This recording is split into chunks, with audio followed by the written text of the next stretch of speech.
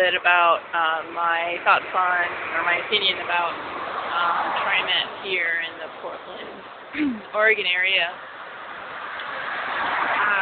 Here in the Portland area, the bus stops, as I mentioned in one of my videos, are just made up of this one sign. So the drivers are looking apparently like a half a mile down the road, and so they're easy to miss.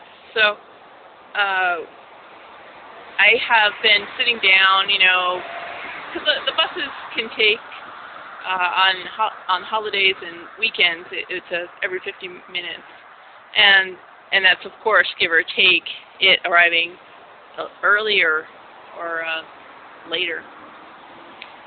So I've sat down, maybe missed a bus and sat down and waited 45 minutes, and then the bus has driven by me because I'm sitting down. And when I talked to TriMet about it, when I emailed them, they said that you're supposed to be standing in front of the sign. And when I lived in New York and San Francisco, when there was a seat, you could sit down. The bus driver was going to stop at the stop. And here it's different. You have to be standing at all times, because sometimes the bus is a little later or earlier. And you have to be kind of like be on the ball about making sure the bus driver sees you. I've stood at bus stops and the bus driver will drive by. They don't notice me, so now I have to, I do a sort of waving and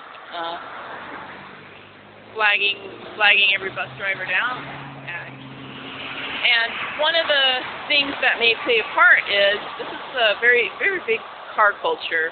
That's another thing that's not really, that seems to be hidden in the hype about Portland being this next greatest city, this super green city.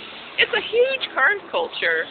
All the bike activists, the self-proclaimed bike activists, they have their car, and it's a larger car. Sometimes it's an SUV. It's really ironic.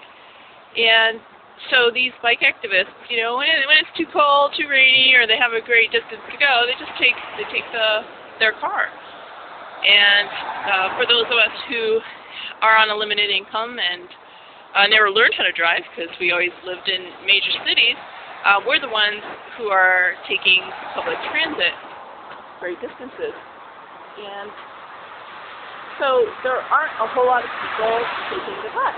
And I think that's partly what contributes to the poor service on TriMet, is that the breadwinners, the high end, the white collar professionals, they all have their car. So these important people, these taxpayers, or these high status people are out of the system. So TriMet doesn't really care about the riffraff who actually uses their buses. It seems to me, and the people who are using their buses are, the funky artist, minimum wage worker, or the disabled, and poor.